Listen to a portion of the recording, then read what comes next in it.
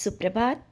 बाबा कहते हैं मेरे प्यारे बच्चे, परिस्थितियाँ चाहे कितनी भी अनुकूल ना हो, लेकिन तुम पीछे नहीं हट रहे हो और यही तुम्हारी समझदारी है। भले ही लोग तुम्हारे बारे में क्या सोच रहे हैं, आज कैसा चल रहा है, समय कैसा है, ये सब तुम पीछे छोड़ के सिर्फ मेरी ओर देख के और मेरी भक्ति में सही रास्ते पर आगे बढ़ रहे हो। ये तुम्हारे अच्छे कर्म हैं। आज भले ही कठिनाइयाँ हैं, परेशानियाँ हैं और कुछ चीज़ें साफ तुम्हें नहीं दिख पा रही हैं। रिश्ते में भी धुंधलापन दिख रहा है तुम्हें। कुछ रिश्ते छूट रहे हैं, कुछ में बहुत सी चीज़ें खुल के नज़र आ रही हैं, जिस कारण अभी तुम बेचैन भी हो। और किसी अपने के कारण, जो तुम्हारा कोई बहुत अपना है, जितना प्रेम तुम उससे करते हो ना, उतना ही प्रेम तुम खुद से करने लगो।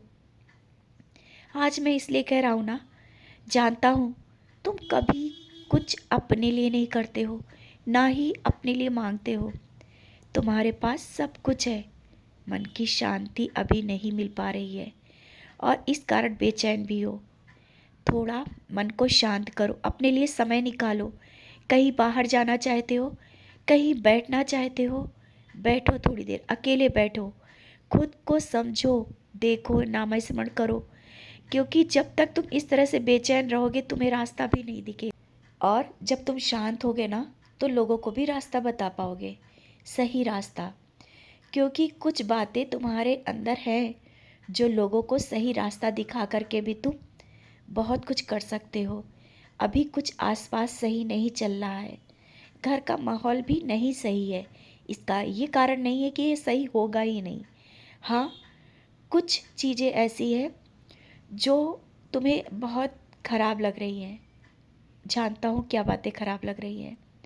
सब अपनी बात ही मनवाना चाहते हैं ना, सबके अलग अलग विचार हैं, सब अपने अलग अलग विचार रखना चाहते हैं, जिस कारण थोड़ा घर में माहौल अच्छा नहीं है और तुम बेचैन हो, परेशान हो कि क्यों ऐसा हो रहा है। किसी अपने के लिए जो दुआ कर रहे हो, बार बार मांग रहे हो, वो नहीं मिल रहा है।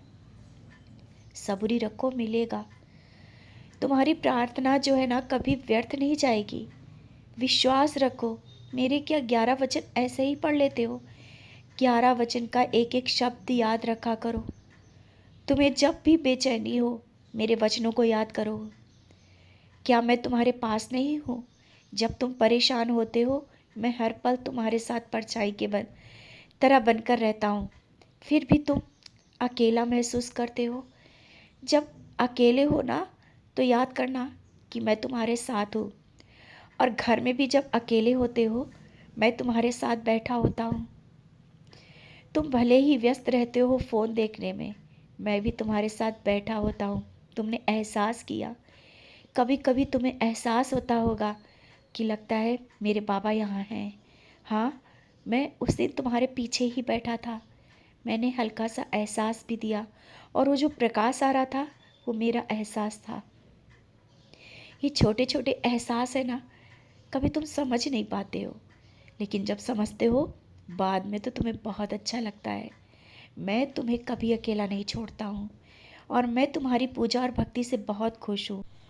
इसी तरह से अच्छे कार्य करते रहो, आगे बढ़ते रहो। जब तुम इस तरह से कार्य करते हो, लोगों का भला करते हो, मैं हर पल तुम्हारे साथ रहता हूँ। इसीलिए तो मैं कहता हूँ कि मैं तुम्हें कभी अकेला नहीं छोड़ता हूँ, मैं हर पल तुम्हारे साथ हूँ। और हाँ, तुम्हें जो रंग पसंद है ना, जब तुम मुझसे कहते हो, मैं वही वस्त्र पहनता हूँ, अपने होने का एहसास देता हूँ। यही एहसास महसूस करो।